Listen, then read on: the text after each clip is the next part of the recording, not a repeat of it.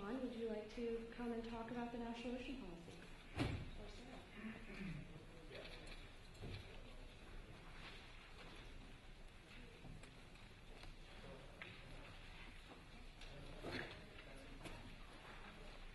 Hi everybody, I'm Sean Cosgrove with the Conservation Law Foundation.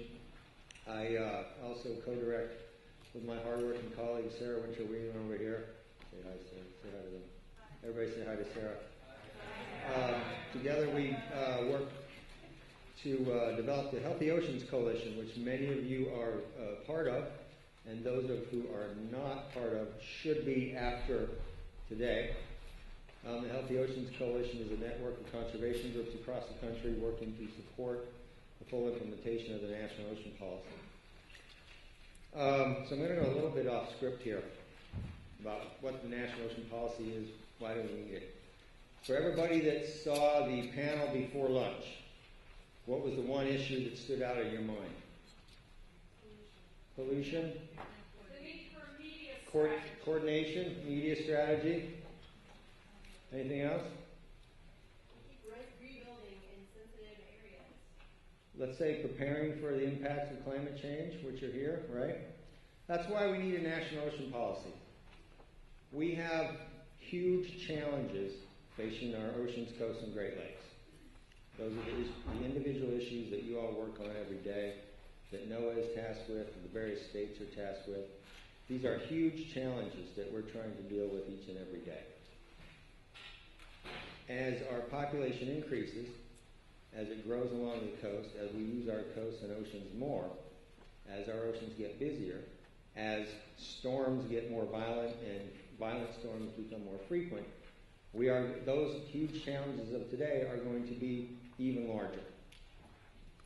What we need is tools and resources to be able to tackle those. We need to get existing agencies to coordinate better together. We need to provide them with tools and scientific, legal, and economic information so that they can make better decisions and incorporate that into management. We need a lot more ocean stakeholders and the public involved in helping to create better management and create better decisions and design things like regional plans for our oceans and coasts. And we need that entire process to be open and transparent. And that's basically the core of what the National Ocean Policy seeks to do. So for all the different issues that you work on, for all the issues that you foresee happening in the future, and for those that we cannot predict, we need to be better coordinated, better informed, better funded, and have more people in the oceans and coastal areas and in groups like this involved. We need that to be an open and transparent process. Here's the other thing that I'm going to make a point about. Good friend and colleague of mine, who I respect very much, had a good discussion at the very tail end of lunch today. We're talking about a senator from New England, that person's position on fisheries and how they've been talking about it. What we also need to be able to tackle the challenges of our oceans and coasts is leadership. We need to develop leaders in Congress, and we need to ask them not to be just with us on issues, and not just to do their fair share, but to be leaders, and to exhibit the type of forward-thinking and proactive work that we expect from leaders. Sheldon Whitehouse was here this morning, had 3 great big ideas. Creating a super PAC is a great idea. Ocean Champions has been working hard on that for a long time, and people should support that. Getting more involvement in the Senate, so that Senator Whitehouse has colleagues like Ed Markey to be able to lead on oceans issues and to push back against the well-funded industry opposition. That's another great idea. And everybody that's here tomorrow and has a chance to see Ed Markey should be able to thank him for his work, being one of the leading environmentalists in Congress, and to support his transition into the U.S. Senate. That is not going to be an easy race. That race could easily be lost, even in liberal Massachusetts. Ed Markey needs that support. These are the kinds of things that we need to do to establish leadership. The National Ocean Policy is a fabulous framework. It's a technical manual in itself for creating better management of our oceans and coasts. But we now need the leadership to implement it. So tomorrow, when you go into offices, you have a fact sheet here. It basically talks broadly about the National Ocean Policy and what that is. The real ask there is for representatives and for senators to support the full implementation of the National Ocean Policy. They should know what that means. What that means in the practical day-to-day work of their lives as elected representatives is to support funding for NOAA and other agencies that work to protect, maintain, and restore our natural resources, but also to push back against opposition that would limit funding for implementation of the ocean policy, or basically try to stop its implementation. So the ask there is, generally speaking, support the full implementation of the National Ocean Policy. On the Senate side, if you're meeting with senators, there's a number of senators that voted in favor of Senator Whitehouse's National Endowment for the Oceans amendment last week. We want to start out by thanking them for supporting that and for their leadership in creating better ocean management. It's a great way to start a meeting. On the House side, we're going to be asking representatives to support, meaning sign on to, a Dear Colleague letter that is currently being circulated. I'm trying to find it here. It's a very simple letter from members of Congress. It's called a Dear Colleague. It's a very common mechanism they use.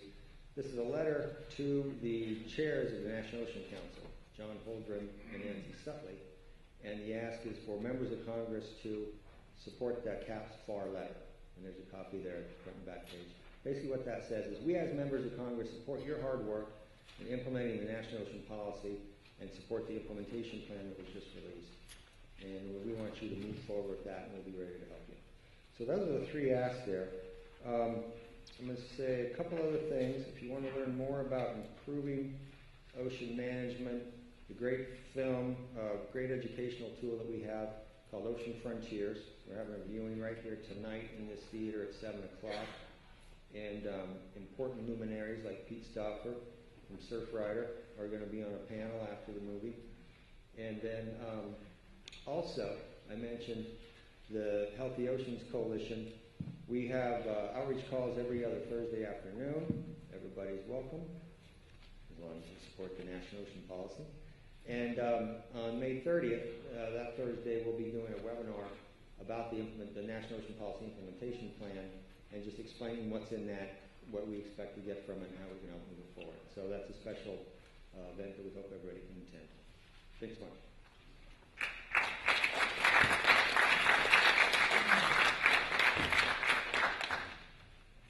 Thank you, Sharon. Okay. Next up, I have Mike Gravitz from Marine Conservation Institute, who's going to talk to you about IUU fishing. Thanks, Gina. I think the people who organized this, including Gina, really deserve a round of applause. They've done a terrific job organizing all of us. And you guys, when I worked at Environment America, which is no slouch at doing lobby days, and people from all over the country would come around from 25 different state environment organizations. We typically got about 200 member and staff member meetings. You guys have gotten about 100, which is really remarkable for a sort of volunteer effort like this. So I just want you to realize you're kind of on this is a really major scale lobby day that you're about to engage in. And I want to thank the organizers personally, and thank you all for showing up to do this. I have about 5 minutes to talk about an issue that in some ways is very complex and in some ways is very easy, and that is pirate fishing. Pirate fish, or illegal, unreported, and unregulated fishing, occurs all around the world, and probably accounts for 20 to 30% of the fish that are caught around the world, which is quite a big deal. It probably has an economic impact of $10 to $24 billion a year is the best range. And you may ask, why are we lobbying about this international issue in the U.S. Congress? And the answer is the United States is the second largest importer of fish in the world, or the second largest market. So we are the second largest place in the world that buys IUU fish. because we don't do a particularly good job of keeping IU or pirate fish out of our docks, out of our stores, and off of our dinner plates. And so what I'm about to tell you about is a modest way. It's not a panacea. There are no panaceas passing Congress these days, in case you haven't noticed. But it will have a significant impact on the amount of IU fish coming into the United States. Best estimates are that about $2 billion a year of IU fish come in the United States. That represents probably close to 30,000 jobs of fishermen and fish processors and the other people who deal with fish who can't find jobs, or their jobs don't exist because we import stuff that's caught overseas. And if anybody wants to talk to me later about the merits of catching domestic fish as opposed to importing IU fish from around the world, I'd be happy to describe that. I know that being an ocean, amongst a bunch of ocean lovers, sometimes we're kind of shy about domestic fishing. And I don't think, given the Magnuson-Stevens Act and the kinds of controls and the sorts of rebuilding that's happening, that we ought to be shy about that. So the arguments that I'm asking you to make, and these are in the talking points, are primarily economic. And you may say, we're environmentalists, why should we be making economic arguments? And the answer to that is, for many offices, maybe most offices that you walk into tomorrow, they will care a lot more about jobs and money and imports and the balance of payments than the fact that IU fishermen are raping and pillaging off the coast of Western Africa or in unnamed areas in the Western and Central Pacific. That is simply the truth. And no amount of us talking about the environmental issues and the environmental crimes and all the rest will convince them to sponsor or vote for this law. But if we can show that fishermen in their states or their districts have fewer job opportunities or are catching and selling less fish than they could otherwise be, that will get them to vote for this. And I would say to you that the end result, and we'll talk about that in just a minute, is worth making the economic argument. It's a little more subtle than that. If you have an office of a moderate Republican who cares about environmental issues, or most Democrats, you should mention them. But I'm asking you to lead with the economic arguments, because I think those are the most powerful on the issue of IU fishing. The other thing to remember very carefully, and maybe even state at the outset, is that this is not an issue that concerns domestic enforcement of our fishery laws. IU fishing, by definition, doesn't happen in U.S. waters. So this is not a case where we're looking for NOAA and the Coast Guard to board and confiscate and terrorize American fishermen fishing in American waters. On the contrary, what this is about is enforcing international laws in international waters and in other countries' EEZs. And so just make sure that everybody understands that in the meeting, the people you're lobbying, because sometimes these two things get conflated, and for reasons that are really not fair, a lot of people resent no enforcement of our fishery laws. There are a bunch of co-sponsors on these two bills in the House and the Senate. If you're in one of those offices, please thank them for co-sponsoring the bill. The ask is, that after they read the materials and think about this issue and maybe call me and ask some more questions, that they think about co-sponsoring one of these two bills. There's H.R. 69 is the bill in the House.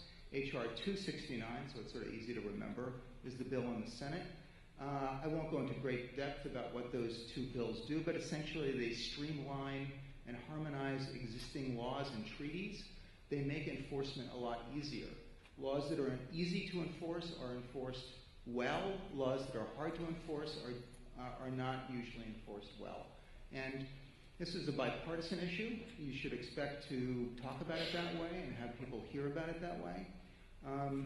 If you're encountering problems, ask people if they're really for more illegal fish coming into the United States. It should be a bipartisan issue, and this particular bill has very little or no cost.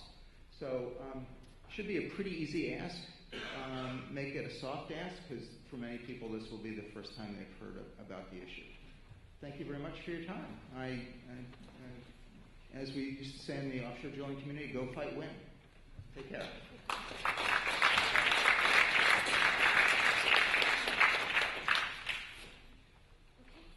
And last but not least, we have Beckie from Oceana, and she's going to talk about safe seafood.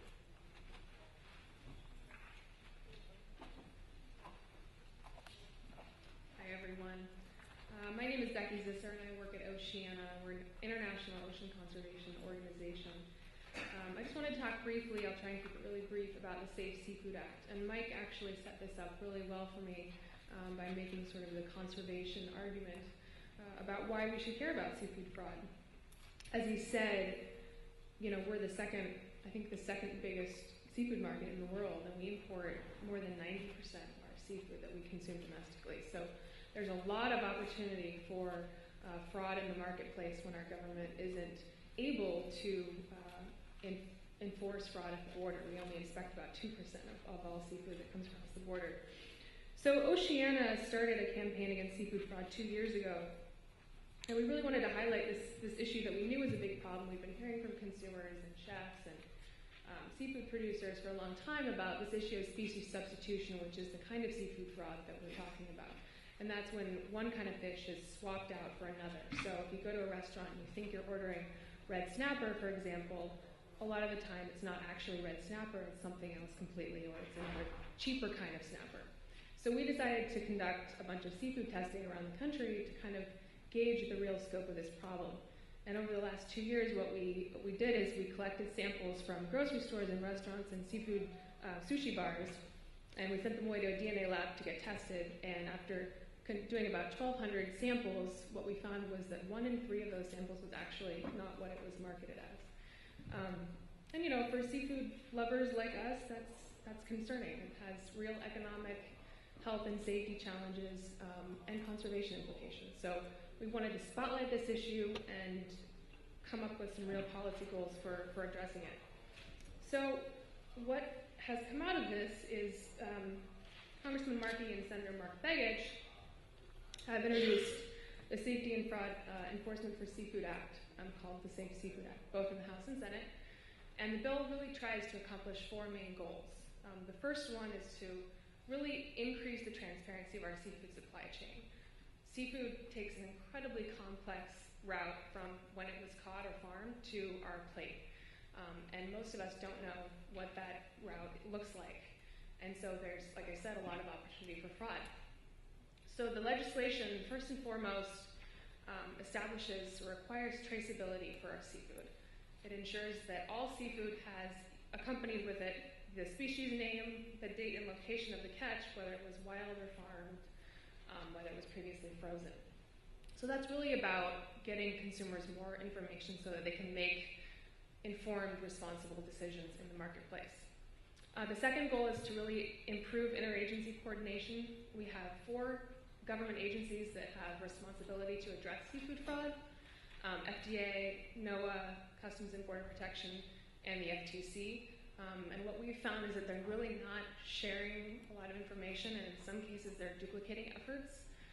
So what we wanted to try and do is get them to share more information and coordinate their efforts better.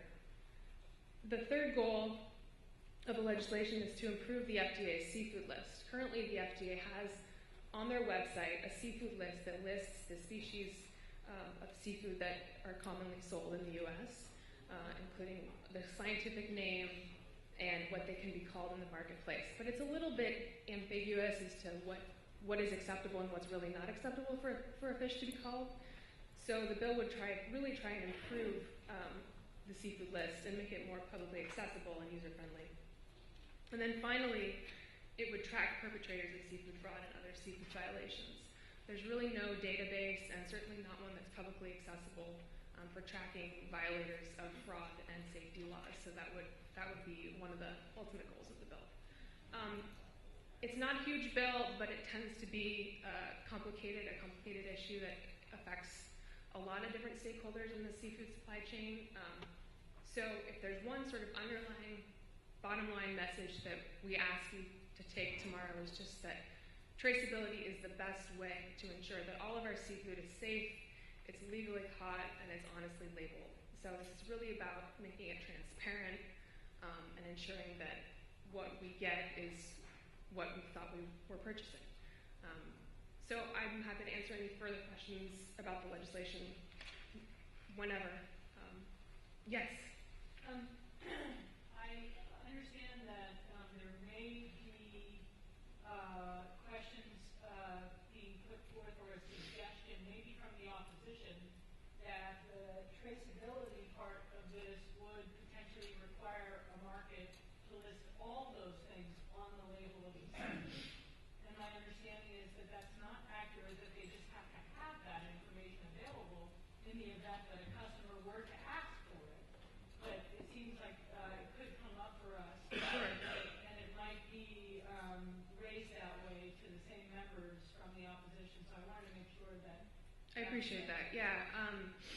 The bill, it's important to note the bill does not require that this information be on the label of the seafood. Like you said, it just requires that it's available upon request, available if the end retailer wants to provide it on the label.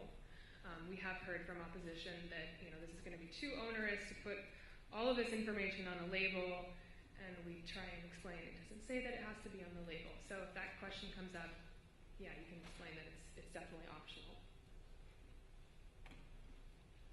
But again, I'm around if you need additional clarification on anything. And there is a fact sheet in the packet. No extra talking points, but I think it has pretty good information talking points. And also, I should add the schedule that most of you or all of you are going to get does say in the notes section which of the members have been either original co-sponsors or are co-sponsors in the act, and so we would really just ask that you thank them if they are one of those co-sponsors. Thank you.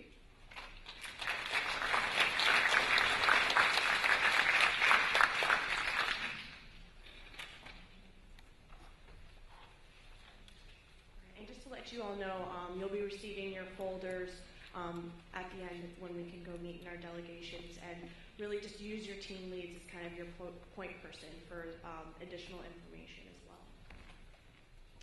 Okay, so I have Dave Wilmot from Ocean Champions is going to talk a little bit on how to go about conducting your meetings. He has a couple points as well. And in addition to your folder, you will get a full list of, it's in chronological order of meeting tips for your meeting, during your meeting, after your meeting, how to follow up. So he's just going to acclimate you, and yeah.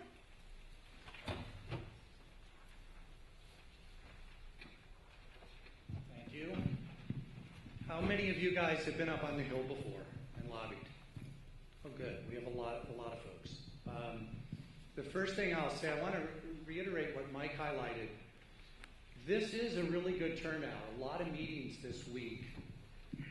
But in addition, I want to make sure that everybody is very confident going up there. So we're going to talk about things for those of you who haven't done it before, how you're going to be able to depend on your leads. You're going to be able to depend on people who have experience. Following these things, you'll have a fine time. But more than that, imagine you were part of a little group called the NRA, and you were sitting here today getting ready to go up on the Hill tomorrow. Do you think you'd be confident? Because whether or not we agree with the position of the NRAs, who thinks the NRA is effective at what they do? Yeah. They're damn effective at what they do. And you know what? I'll digress for a moment, because I think this is really important for us to build this confidence. There are three main legs to the stool that is the NRA and any public advocacy organization, any group that's trying to change something in our democracy. One is communication, getting their message out to members and beyond. The second piece of it is the grassroots lobbying, their army, the people who care enough to do something about it. And three is the money. And the money matters. Well, contrary to the slight oversight of Senator Whitehouse this morning, we not only have done a good job on communicating most of the issues we're going to be talking about tomorrow. A lot of the folks you're going to go in and see know about these issues on some level. They know about sustainable fish, whether or not they know about IUU or seafood fraud. We've also done a good job, a better job, on the money front. Believe it or not, even though it's a group many of you haven't heard of, Ocean Champions has spent over $1.2 million in recent election cycles rewarding and punishing people exclusively on their ocean vote. Nothing else. They vote good on the Oceans, they get money and support, endorsements. They vote bad, they don't get money, or worse, we go after them, and we've actually helped take some people out. So the third piece of it is the grassroots piece. And that's what we're all here for. That's tomorrow. And I promise you, if the NRA were here, even if they only had 3 people to go up on that hill, they would be confident that they owe them not just the hearing, but the right result. So I want to make sure that all of us feel very confident in the importance of our issue, and that we're doing it right. We're playing the game. And playing the game in this town actually matters. It matters a lot. So with that in mind, tomorrow should be a lot of fun for folks who haven't gone up. I mean, this is your chance to really engage democratically. So first and foremost, not unlike getting to meet new people here, remember this is a conversation, not what I'm doing right now, a lecture. You're really going in to engage them and find out where they are. Ideally, they want to hear you and they move a little bit in our direction. They may already be there. You're going to be thanking them, etc. But this is a conversation. If you'll listen more than you talk, you'll be amazed at the types of things that you will pick up. And if you're new, you're not going to be doing maybe all the talking in the group, and you'll have even more of an opportunity to sit back and listen. But this is something that Patrick Collins, our lobbyist, reminds Mike and me all the time. And we do talk less, listen more. Pay close attention to the person sitting across from you. There are some issues here that a lot of people aren't going to be experts on. That's okay. Even if you were the only one going into the room tomorrow and you had these issues that you'd never heard of, that's okay. You're up there representing something bigger. You can ask them their perspective on an issue and how they feel about it and what they think the prospects are, even if you don't know. And if they ask you a question that you don't know the answer, that's okay. If Beckie's not in your group tomorrow and can't answer every question about seafood fraud, that's okay.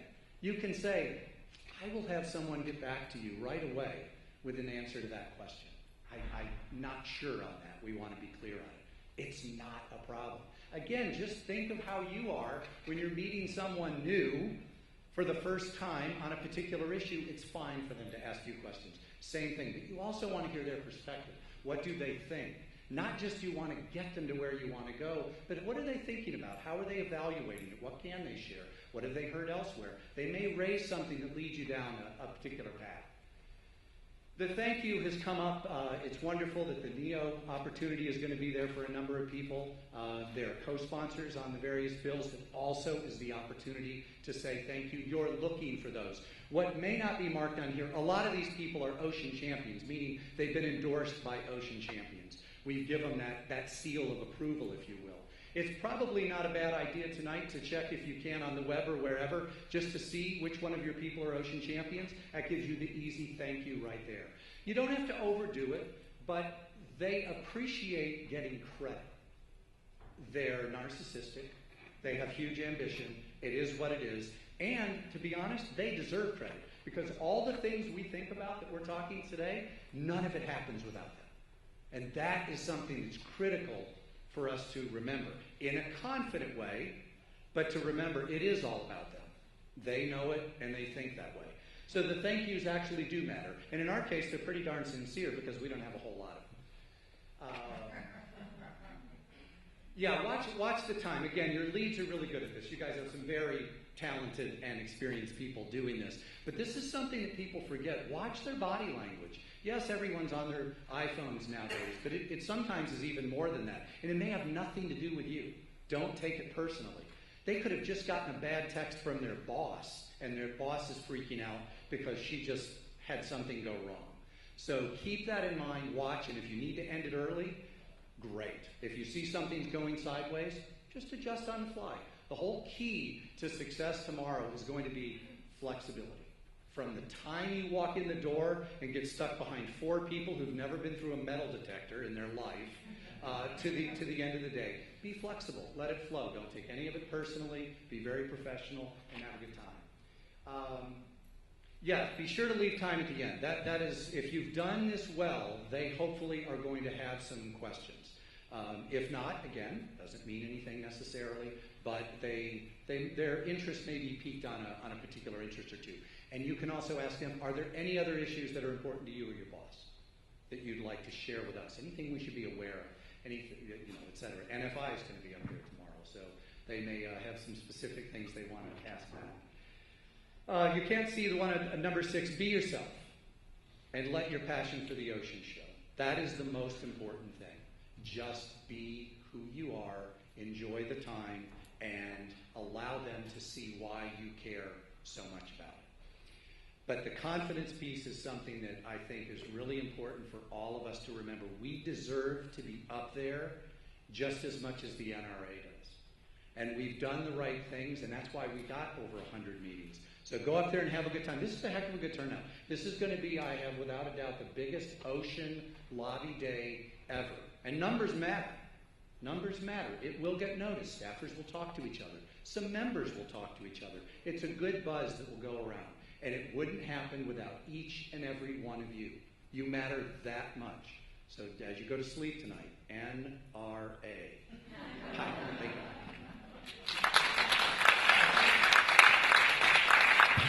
Yeah, any questions? Please feel free with anything. All of your leads have experience. You'll be able, we'll talk in the morning. I think in the morning, many of the members who are going to come and welcome us and encourage us are coming a little later. So there'll be some time in the morning. So if you prefer to ask questions one-on-one, do that. That's perfectly fine. But there are no dumb questions here, and it's key that you really do feel relaxed so that you can enjoy it and want to come back, because this can't be a one-off. NRA lobbyists, or the volunteers, they come back every single time. It's why those guys get what they get, because they're relentless. They will not go away. Yes?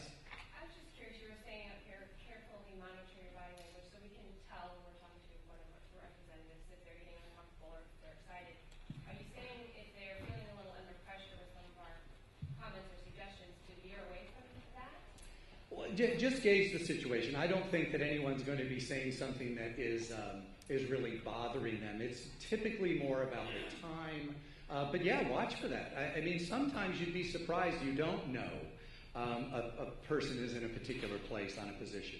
And you see it and you say, oh, is that actually a problem for you guys, that issue? And they're like, oh, yeah, it is, and they tell you why. So that's what you're watching for. If you see that reaction, that's not a bad thing. Ask them what it is. Oh, I didn't realize that was a problem for your boss. Oh, yeah, well, I didn't know that company was in the district. Tell us what that means. What does that mean? Because, one of the things that, that's nice about the way I get to work this is because we focus on understanding their political reality before we move into the issues. It's really nice that we get to basically go in and say, tell us all the reasons why you can't do something and all the reasons you can. Who's pulling where? Who's pushing where?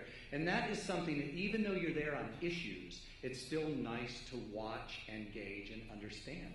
It's usually incredibly simple why they are or are not on that bill once you understand their politics. And then that helps you understand what do they need to move. And it often is, if it's someone in New Jersey hearing from a particular Clean Water Action on a particular issue before they'll make the leap. Or if they're in the Gulf of Mexico, they're going to want to hear from SIN. So sometimes it's saying, who would you need to hear from on this issue that would help you? And you guys are all going into your local, so you are representing much of that. That's why you're doing these particular meetings. But even if you didn't have that, you could ask them, who would you need? Okay, so it's far more about engagement rather than diversion. More than what? Than diversion, avoiding the topic. Oh, yeah, never want to avoid. It's like when they ask you, well, who's in opposition to this? You want to give them the answer. You want them to know. You're that resource for that as well. Here's who we know is in opposition. Here's what we think we understand or why. And they're like, oh, good to know, because they may have a great relationship. They can call that group and ask them why. You're not going to change their mind. It's just helping them. So honest, straightforward. Never need to run away from any of this. That's right. All right, good luck. Have fun. See you in the morning.